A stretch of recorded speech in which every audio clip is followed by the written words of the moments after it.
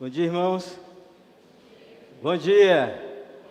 Amém. Deixa eu tomar uma água aqui. Eu gosto de cantar e cantar da sede, né?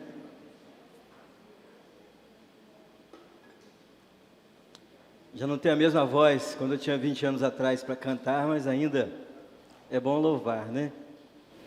Deus é bom conosco. Mais uma semana se passou e a gente está aqui na igreja, né? E eu sempre peço a Deus, irmãos, em minhas orações, que no momento que eu estou aqui na frente, que Deus tenha misericórdia de mim, né? E que Deus vocês consigam absorver a palavra do Senhor no seu coração. Nós vamos falar hoje sobre o livro de Neemias, no seu capítulo 5, e quem conseguiu ler o texto em casa aí? Eu coloquei no grupo para ler, amém, amém. Deus seja louvado, me ajudem aí, hein? O livro de Neemias é um livro bastante complexo, do capítulo 1 em diante.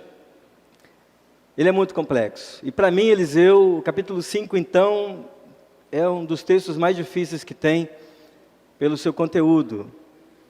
E quando eu peço a Deus assim, Senhor, tem misericórdia de mim, é porque a palavra dele, ela atinge o nosso coração, não é verdade? É uma faca de 2 gumes, a gente já sabe disso, e ela atinge o nosso coração. Então eu peço a Deus, ao Espírito Santo do Senhor, que naquilo que eu não consegui transmitir, que o Espírito Santo transmita para você. E quando você lê o texto, você possa tirar lições para a sua vida, assim como eu tirei para a minha e assim por diante. Deus tem sido bondoso para conosco. E pela permissividade dele, nós estamos aqui mais uma vez para estudar um pouco a sua palavra. Então eu queria que você orasse nesse momento aí, e agradecendo, Senhor, muito obrigado. Esse é o momento que eu estou aqui na igreja. E eu preciso abrir o coração para o Senhor para receber a sua palavra. Então vamos orar juntos aí nesse momento, para Deus mais uma vez falar no nosso coração. Curve sua cabeça e fale com o Senhor.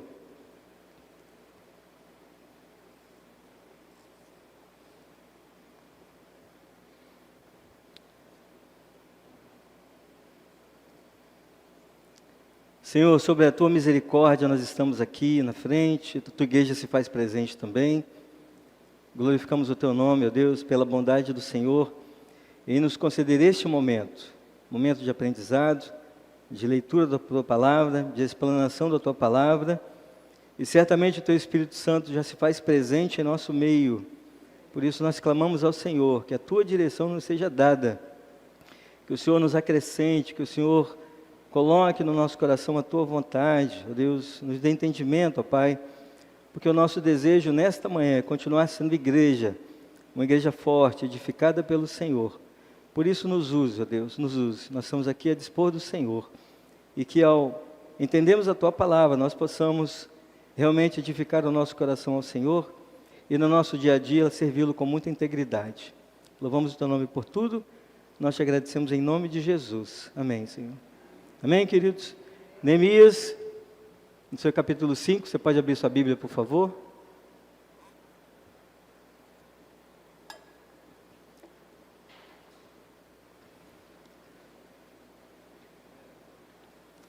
O capítulo 5 de Neemias, assim como toda a Bíblia, são contextos muito verídicos, são contextos reais e íntegros, de acontecimentos verdadeiros a respeito do nosso povo, que é o povo de Deus. Um povo que viveu lá no passado, mas é uma história real. Se você tem alguma dúvida disso, procure informação, porque o que está escrito aqui realmente aconteceu há alguns anos atrás, e ficou registrado para o nosso aprendizado. Amém, querido? Você crê nisso? Amém? Então o dia de hoje é mais um dia de aprendizado, em que nós vamos estudar um pouquinho sobre Neemias, para acrescentar no nosso coração aquilo que Deus quer para a nossa vida. E nós precisamos, irmãos, nos inteirar sobre os acontecimentos da vida do nosso povo. Nós somos pessoas informadas, não é verdade? E a informação faz parte do nosso crescimento. Temos que buscar informação a respeito do nosso povo, da nossa condição. E o passado nos ensina a viver o presente e a ter um futuro melhor. Melhor em que sentido, Eliseu? Em fé.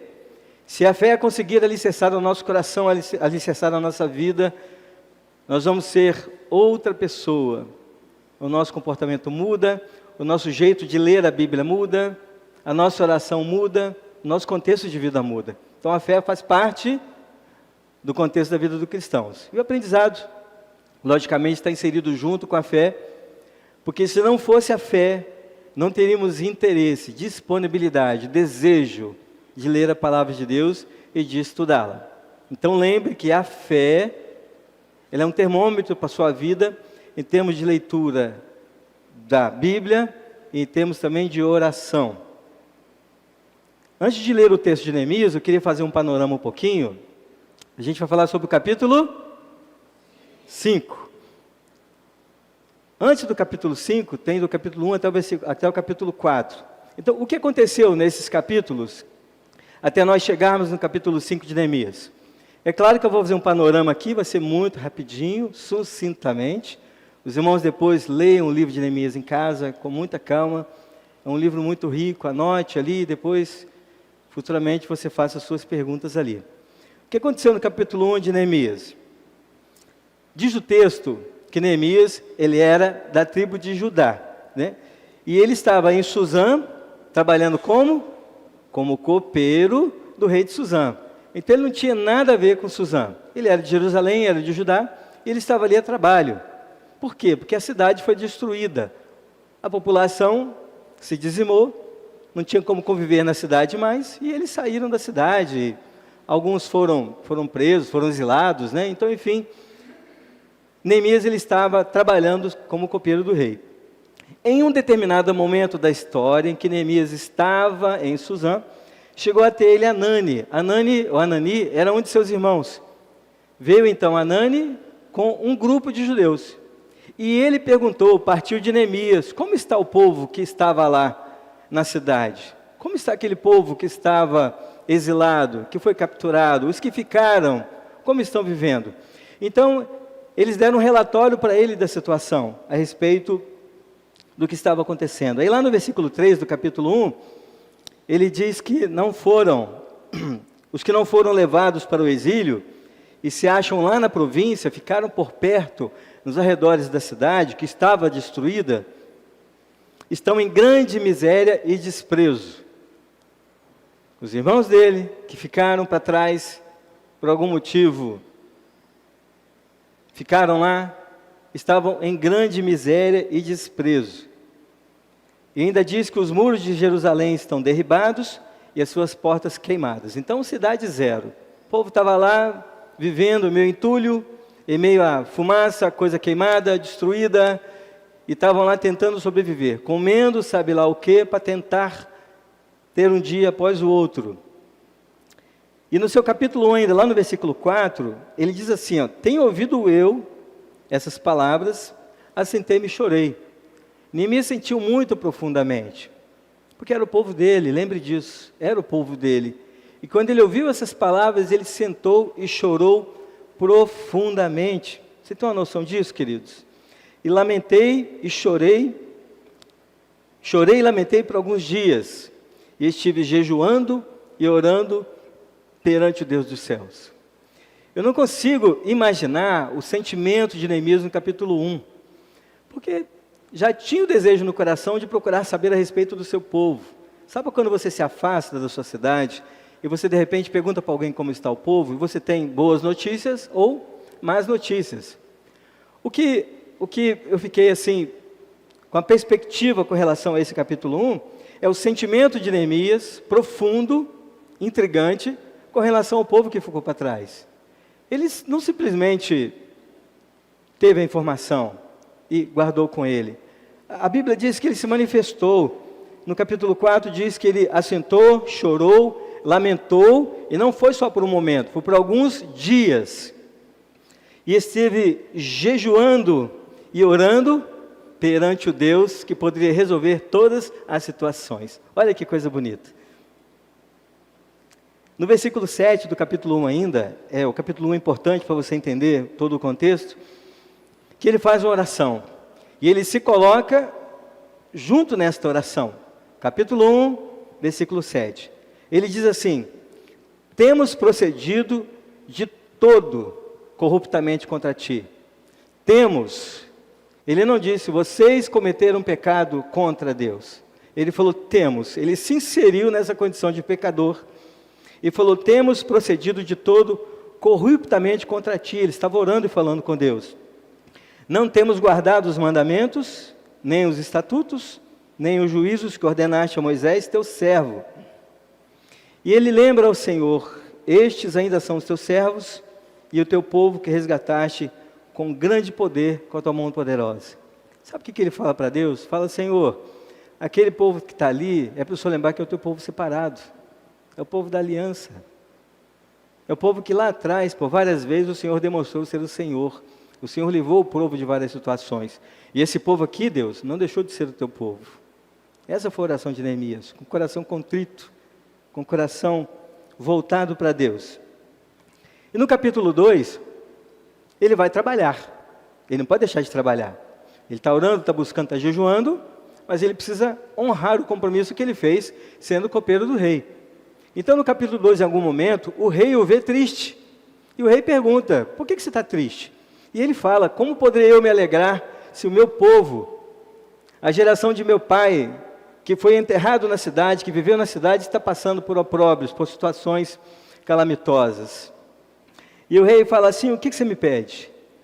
E aí então, ele ora ao Senhor e fala: Deus, o que eu respondo agora? O rei está perguntando: o que eu vou pedir? O que eu respondo agora? E Neemias, com sabedoria vinda de Deus, responde para o rei que ele queria voltar e edificar a cidade. Então isso está no seu capítulo 2. Lá no seu capítulo 3, o texto, irmãos, ele adianta muito.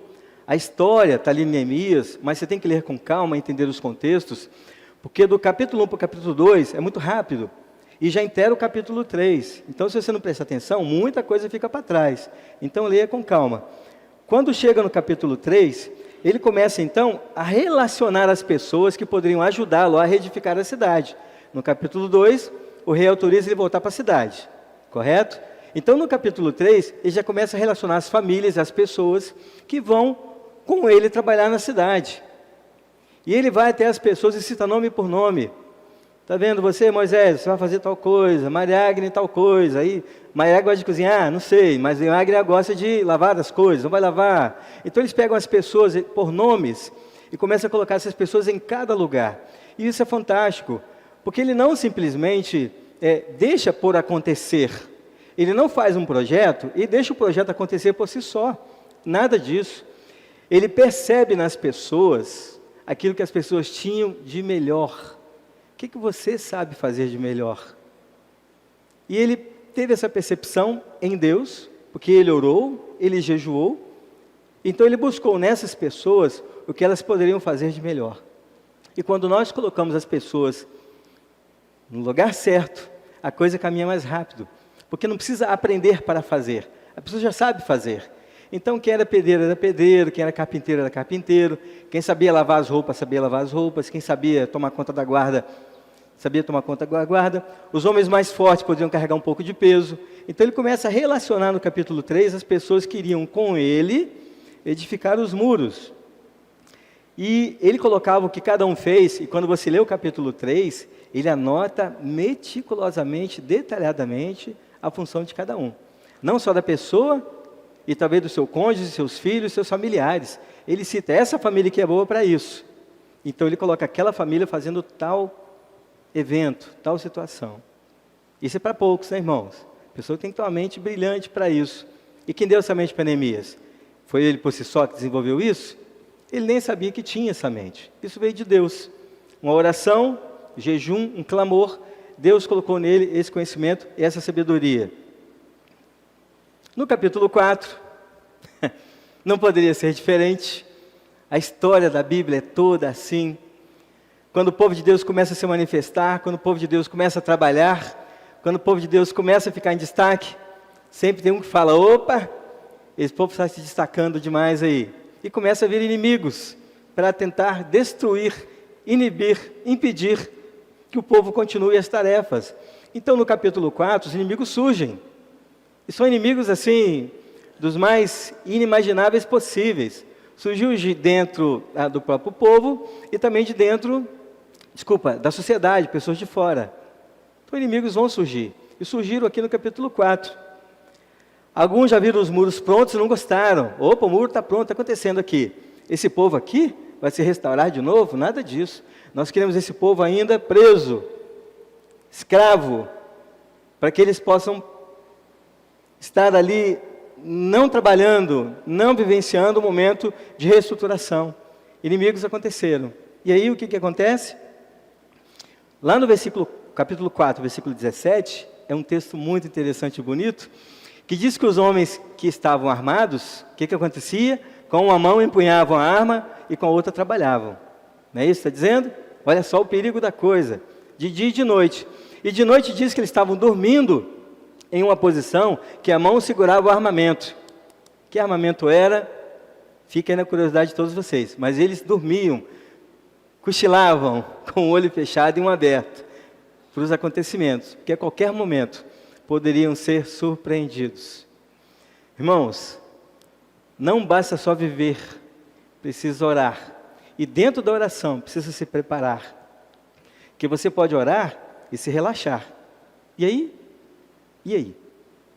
Esses homens, eles clamavam, buscavam, se preparavam, estavam prontos para todo o imprevisto. Com a mão trabalhavam e com a outra empunhavam sua arma. E não a largavam até para se deitarem. Isso está escrito no capítulo 23, versículo 23 do capítulo 4. Eles não largaram suas armas, nem para se deitarem. E aí nós chegamos no capítulo 5 de Neemias. Que, para nossa grande surpresa, Neemias, capítulo 5, versículo 1, ele vai dizer assim: foi grande, porém, o clamor do povo e de suas mulheres contra os judeus, seus irmãos. Eu vou repetir aí, ó. Foi grande, porém, o clamor do povo e de suas mulheres contra os judeus, seus irmãos. Nós temos duas palavras aqui importantes. Primeiro, que é um clamor, algo que vem de dentro, profundo, que inspira necessidades, que precisa ser realizado. É algo que está nas entranhas, que, Senhor, a gente precisa resolver essa situação, o que nós vamos fazer? É algo que não tem como deixar para depois, é imprescindível que se resolva. O clamor, ele está ligado diretamente à sua manifestação, daquele desejo profundo de querer algo de Deus. Então, este povo levanta um clamor, que até então está tudo bem, a gente precisa levantar clamor. Só que o finalzinho do versículo diz que é contra o seu próprio povo, contra os judeus, seus irmãos. É contra, o clamor é contra de você, para a pessoa que está convivendo com você, na mesma fé, no mesmo sítio, no mesmo propósito. E o que estava acontecendo? Que coisa estranha. Por que esse clamor é levantado desta forma e desse jeito? Por que uma pessoa vai clamar contra o seu próprio povo, em desejo contrário àquelas pessoas que estão ali ao seu redor? E aí então, no capítulo 5, o texto começa a discernir alguns acontecimentos. A gente precisa lembrar que nesse texto aqui do capítulo 5, a cidade ainda não estava totalmente pronta. Mas como Neemias pegou pessoas aqui para poder edificar os muros e a cidade, essas pessoas não poderiam morar longe. Tanto é que eles dormiam lá, não é verdade? Mas a cidade não estava pronta ainda. Mas já estavam morando lá. Fizeram alguma coisa, algum tipo de construção, provisória ainda, ou talvez nessa época já tinha alguma coisa pronta, porque a gente não consegue ver aqui tempos ou épocas, mas aqui diz que a gente consegue entender que os muros, lá no capítulo 6, os muros tinham fendas ainda, não estavam por completos prontos, mas as pessoas já estavam morando lá no capítulo 5. No capítulo 6, os muros ainda estavam por terminar, mas no capítulo 5, a gente entende que o povo já estava lá trabalhando e morando, tudo bem?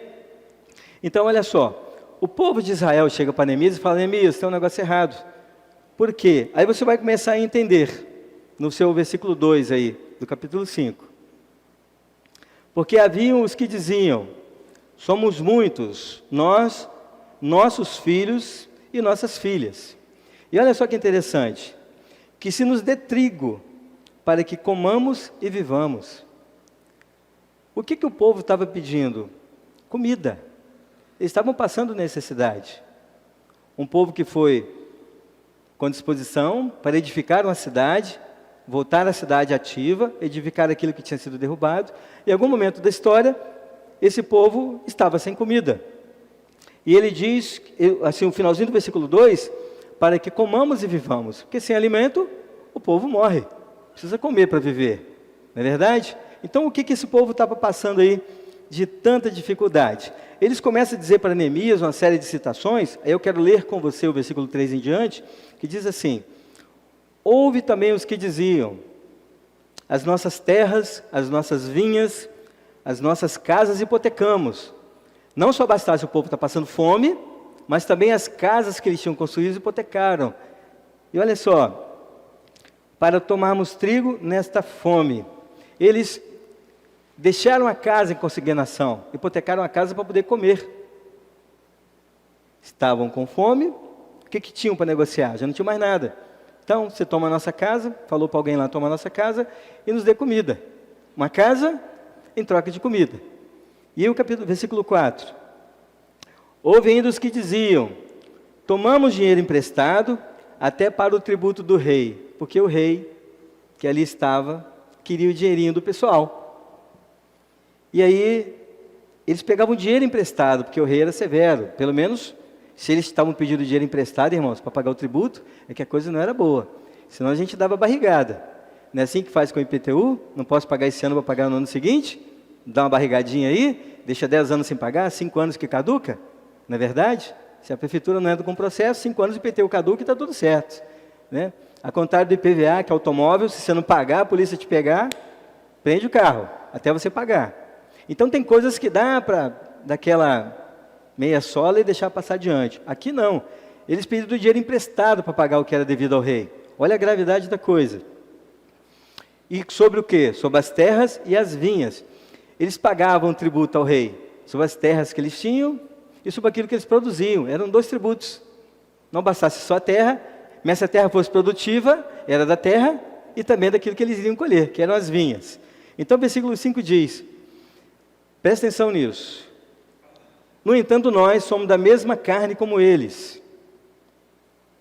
E nossos filhos são tão bons como deles. Você vê a diferença do seu filho para com o filho do outro? O que tem diferença? Não tem nada. E eles estão questionando aqui, ó. Nós somos da mesma carne, mesma família, do mesmo seio. E os nossos filhos são tão bons como deles. E o versículo continua dizendo, eis que sujeitamos nossos filhos e nossas filhas para serem escravos. Eles tinham que trabalhar, para pagar tributos, para poder comer.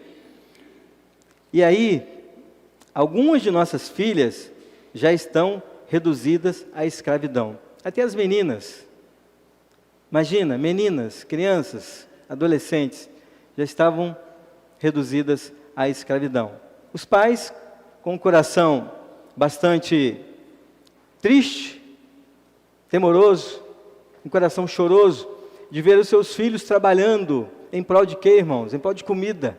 Crianças, adolescentes, jovens, sendo expostos a um trabalho em prol de comida.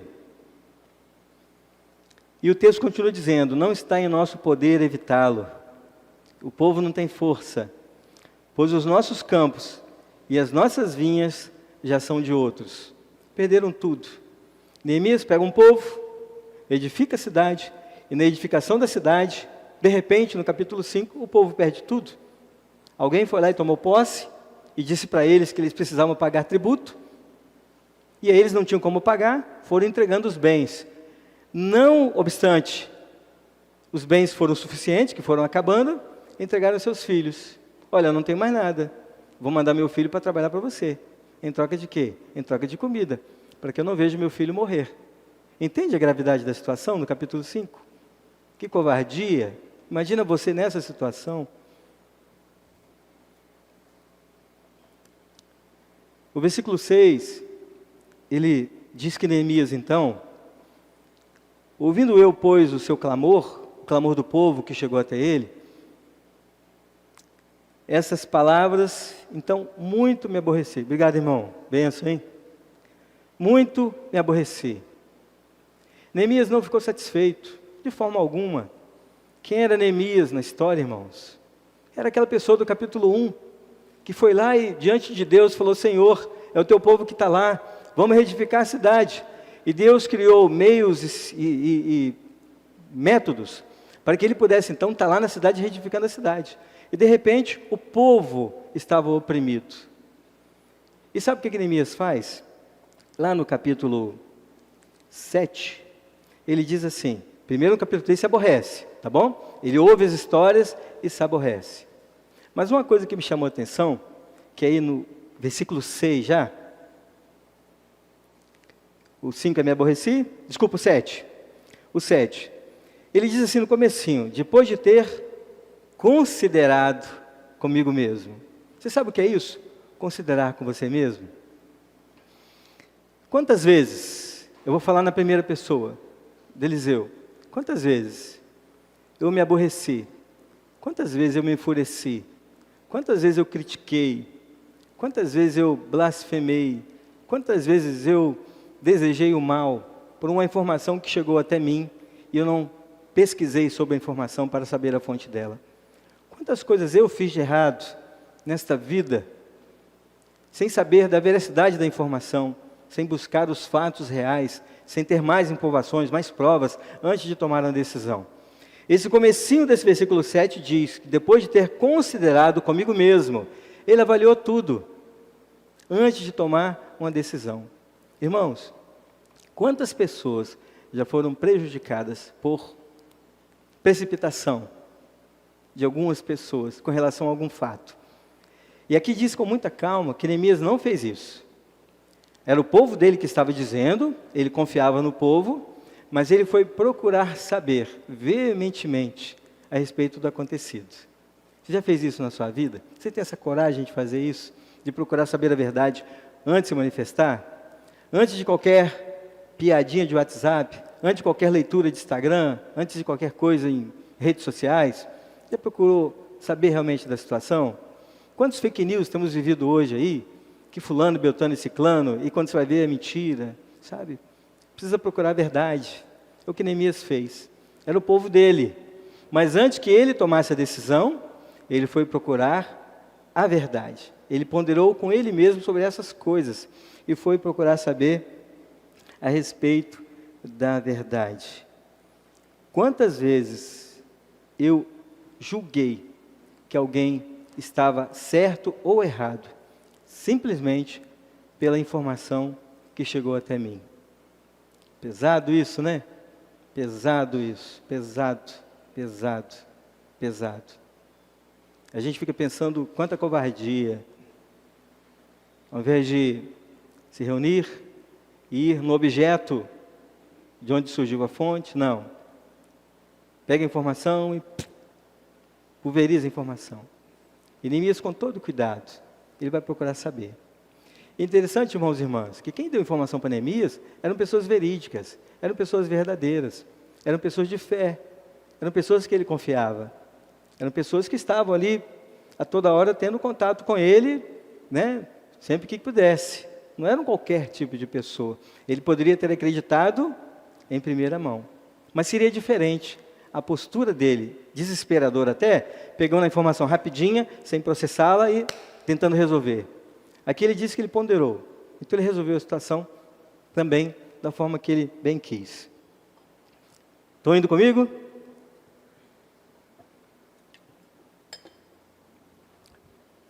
Texto muito grande, né? Muita informação. Segura aí. Você que está anotando, me fala aí por aí mais devagar. Então, no versículo 7, ele diz que antes de se enfurecer, antes de agir, ele usa de sabedoria e vai conferir. Conferiu, beleza. E aí o que acontece?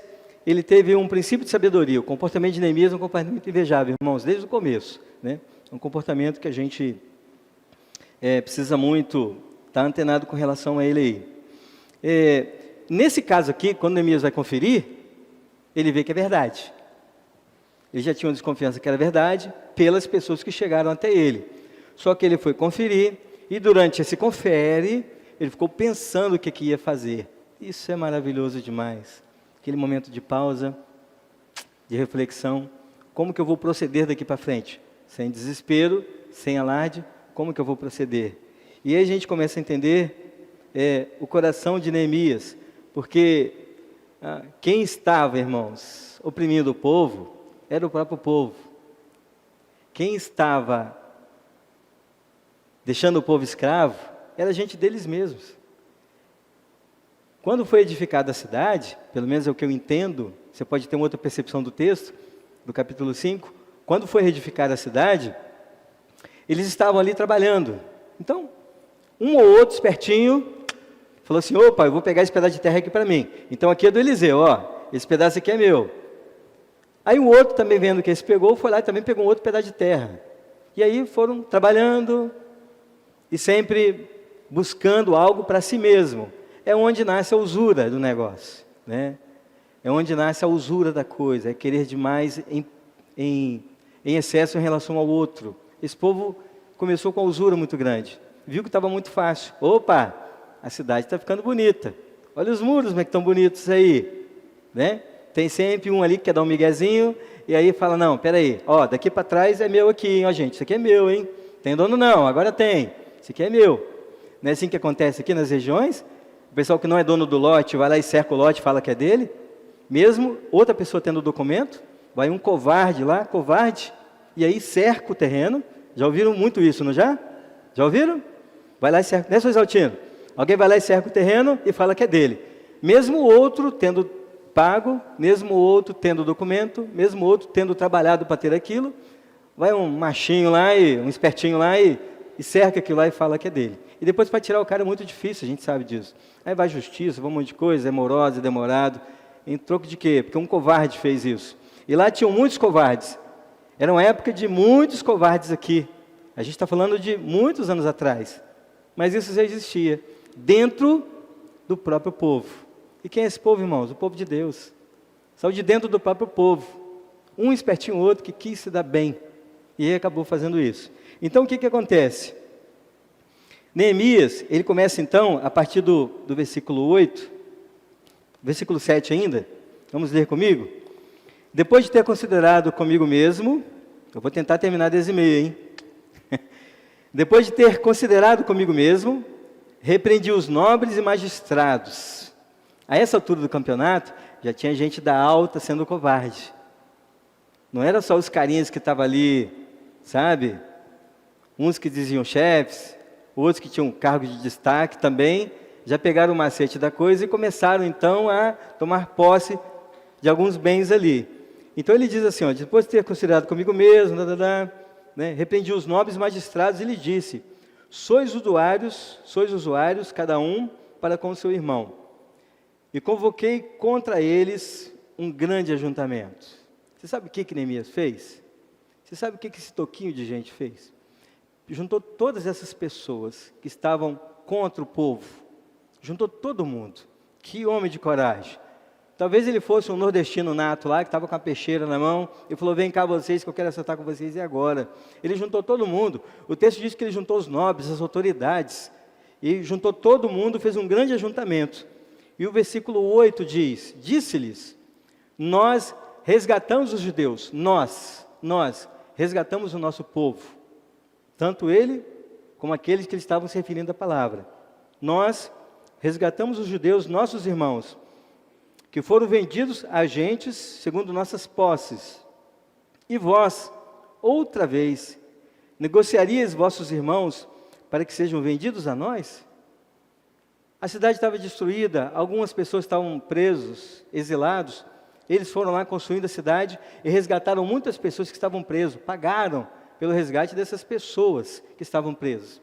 E ele fala para essas pessoas, nós já fizemos isso no passado, já pagamos o preço para essas pessoas, já compramos essas pessoas, né?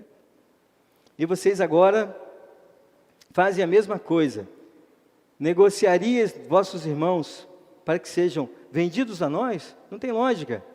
A gente comprou o povo e vocês estão comprando esse povo para vender para a gente mesmo? Que lógica tem isso?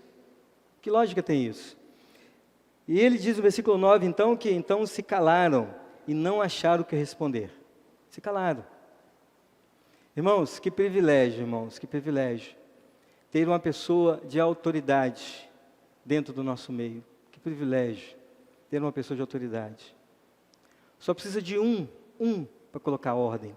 Só precisa de uma pessoa que tenha coragem, intrepidez, que queira modificar, que queira fazer a história diferente, que tenha um coração grato a Deus, transformado. Só precisa de um. O texto diz aqui que essa pessoa era Neemias, era um só, era só ele, ninguém mais o acompanhou. A ideia estava na cabeça dele, a coragem estava no corpo dele, na mente dele, ele tinha que fazer. Ele clamou, buscou pelo que é certo, e ele confrontou então esses líderes. E ele diz assim no versículo 9, que eles se calaram e não acharam o que responder. Porque contra um santo, um homem de Deus, não há quem contradiga, não há argumentos, não tem como. Não há. Disse mais, não é bom o que fazeis. Porventura não devias andar no temor do nosso Deus? Olha só o que ele fala. Aqueles líderes ali. O que vocês estão fazendo? Vocês não deviam andar no temor do Senhor? Vocês não aprenderam isso? Não ganharam a cidade de presente novamente? Não retificaram a história de vocês novamente? Vocês não deviam, por amor ao Senhor, ter temor a esse Deus? Por causa do opróbrio dos gentios, os nossos inimigos? Aqui o texto é um pouquinho diferente, porque ele fala assim, ó, eu vou ler com mais calma. Disse mais, não é bom o que fazeis. Porventura, não devias andar no temor do nosso Deus, por causa de quê? Por causa do opróbrio dos gentios, os nossos inimigos. Neemias está dizendo bem claro, o nosso povo não é nosso inimigo, o nosso povo é nosso aliado, é um povo de oração, é um povo de busca. O nosso inimigo são os gentios, não são o nosso povo. E está sendo desvirtuado, aprisionando o próprio povo. Enquanto os gentios estão lá, ó, uma regalia só, fazendo o que querem, zombando do povo de Deus. E ele fala assim, o nosso inimigo não é o nosso povo é nosso aliado. A gente precisa ajudar o nosso povo a crescer, a se reerguer, a serem pessoas decentes, a serem pessoas transformadas. O nosso inimigo está lá fora, não tem nada a ver com a gente. Versículo 10, também eu, meus irmãos e meus moços, lhe demos dinheiro emprestado e trigo. Demos de mão a esse empréstimo. Quando precisava reedificar a cidade, precisava de dinheiro. Como é que você vai reedificar a cidade sem dinheiro? Vai comprar onde? Fazer o quê? Tem que comprar algumas coisas, não é verdade? Se precisa lonar uma casa, uma tenda, precisa da lona. Vai comprar a lona onde? Então, quem providenciou isso, irmãos, esse financeiro? Foi o próprio Neemias. E ele está dizendo que esse financiamento não foi cobrado, porque demos de mão, ele abriu mão desse empréstimo. Ele falou, olha, aquilo que a gente tinha feito para poder edificar a cidade, ficou para trás, ninguém vai pagar nada. Vamos abrir mão disso. E ele lembra para o povo, para esses líderes aqui, que estavam menosprezando o povo, aprisionando. A gente abriu mão. Versículo 11. Restitui-lhes hoje, vos peço, as suas terras e as suas vinhas, os seus olivais, as suas casas, como também 1/100 do dinheiro, do trigo, do vinho, do azeite, que exigistes deles. Né? É importante esse comecinho do versículo 11. Restitui-lhes com o tempo.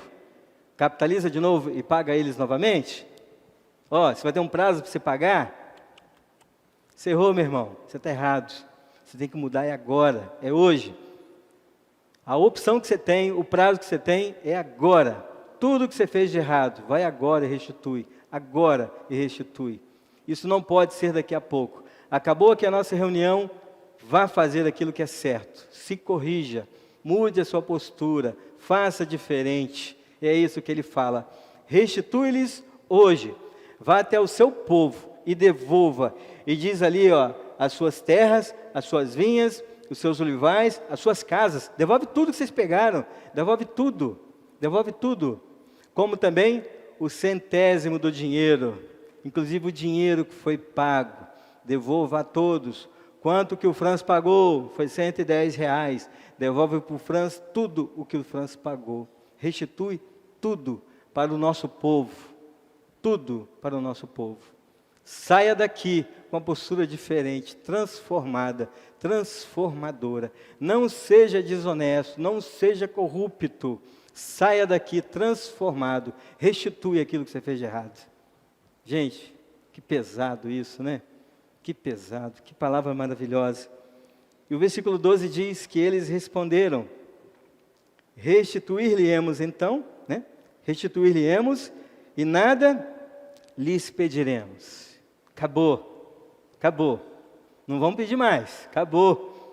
O povo deu a palavra, aquelas pessoas deram a palavra. Nós vamos sim sair daqui e devolver tudo aquilo que nós pegamos deles, família por família, pessoa por pessoa. Inclusive o fruto do trabalho, aquilo que nós pegamos dele com mão de obra, nós vamos devolver em termos de pagamento. Tudo foi restituído. Faremos assim como dizem. Então chamei os sacerdotes e os fiz jurar, que fariam segundo prometeram. O jurar aqui, irmãos, é uma palavra de compromisso. Você está disposto a fazer isso a partir de hoje? Quer mudar de vida? Quer restaurar? Quer restituir? Nós vamos fazer um compromisso. É como os pastores fazem. Vem cá na frente que nós vamos orar. A partir de hoje, vida nova, uma mudança transformadora para a vida de todos vocês. Amém? É assim que é feito. Assim que Neemias fez aqui. Versículo 13 diz assim: também sacudiu o meu regaço e disse: assim faça Deus, sacuda de sua casa e de seu trabalho a todo homem que não cumprir. É como uma palavra de maldição aí, né? Olha, se você não cumprir, cuidado aí agora aqui, ó. Sacuda de sua casa e de seu trabalho a todo homem que não cumprir esta promessa. Você prometeu em fazer, não prometeu? E se você não fizer?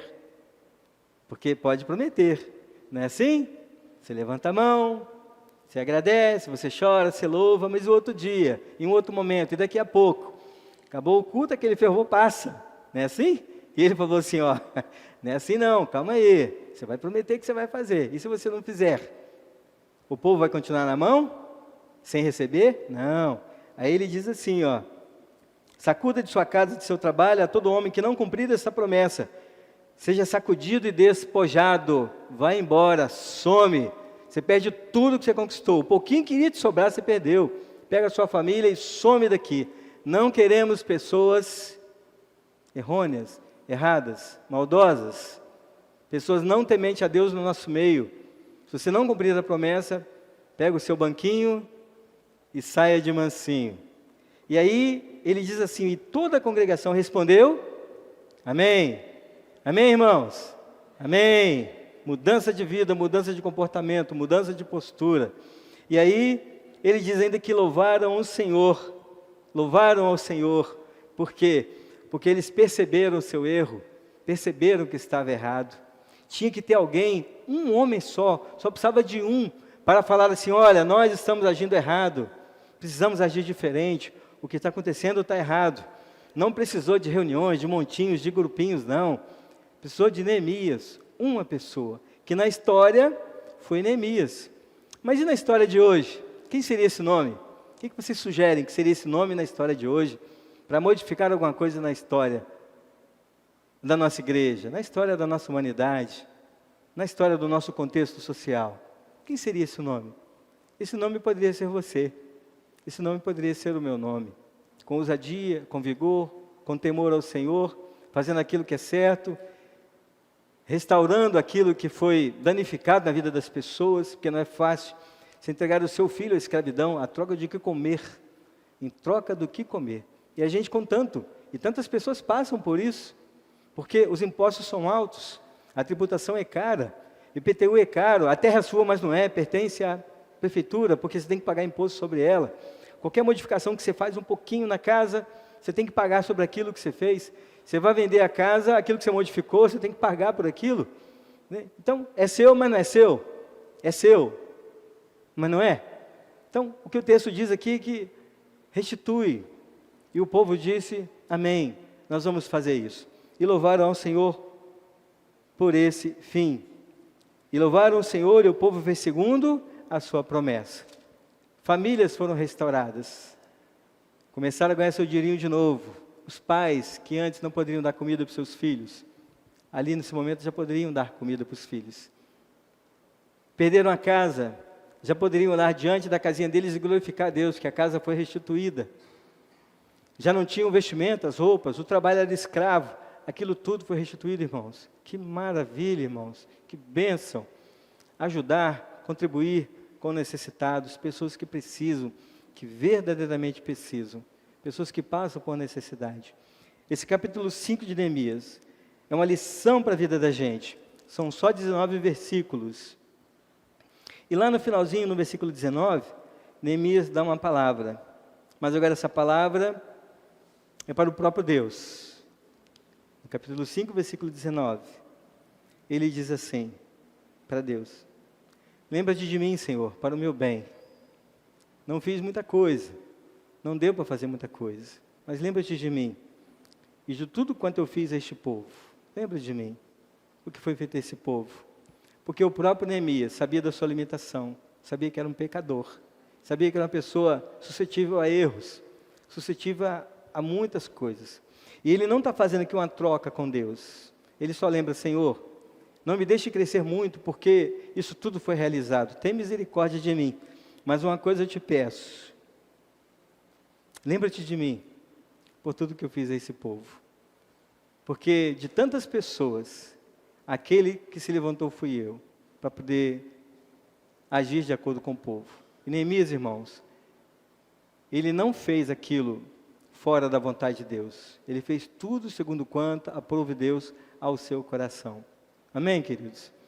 É um texto de muitas lições para a vida da gente, em termos sociais, em termos espirituais, em termos de comportamento, em termos de vida, em termos que edifica muito o nosso coração com relação a muitas coisas aí.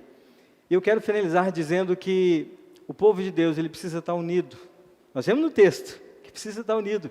Era a proposta de Neemias. Divisões entre o próprio povo, divisões entre cidadelas, divisões entre comportamentos de um povo aqui e divisões de um comportamento de um povo ali, não. O povo de Deus é povo de Deus. Todo mundo tem que estar reunido junto, não importa onde você esteja, com quem você esteja. É povo de Deus, é povo de paz. E aí você começa a entender que quais princípios de sabedoria faltam na nossa vida para que possamos edificar a nossa vida no Senhor. Quais são os princípios que nos faltam para a gente ter coragem de mudar a nossa vida em prol do outro? Muito sério isso, né? A gente vive momentos hoje em que está tudo muito fácil, a informação chega muito rápido. Mas a gente precisa lembrar de alguns contextos. Neemias fala que o inimigo não é o seu povo, não é o seu povo. Quem são os inimigos? Aqueles que estão lá fora. Então, povo de Deus, para de brigar, para de picuinha. Vocês são um povo consagrado, um povo que lá no começo da história, o Senhor os consagrou e fez de todos nós um grande povo. Ele lembra isso, a vida do seu povo. Então, o que acontece? Ele diz claramente, nos faz entender que nós não somos os nossos inimigos. No contexto toda a humanidade, o povo de Deus é povo de Deus. Então, nas entrelinhas, o que ele está dizendo? Marido, pare de brigar com a sua esposa. Ela não é a sua inimiga, ela é sua parceira, é bênção. Esposa, haja diferente com seu marido. Ele é bênção na sua vida, ele é o provedor do lar, é ele que coloca o sustento. Tenha um pouquinho de paciência. Mude a história de vocês dois juntos. Pais, parem de brigar com seus filhos desnecessariamente. Nós não somos inimigos, são seus amigos, são seus filhos, são suas crias. Trate-os de forma correta. Filhos, obedeçam seus pais. Que dificuldade que é os filhos obedecerem aos pais. Quantas negativas temos de filhos desobedientes, posturas indecentes, pessoas que querem agir por conta própria, ainda na tenra idade, crescendo ainda, e já enfrentam os pais, e os pais não têm autoridade com relação aos filhos. A gente precisa entender isso enquanto família. A gente não é inimigo do povo, entre o povo, mas dentro da nossa casa, às vezes surgem imprevistos aí, precisa de harmonia.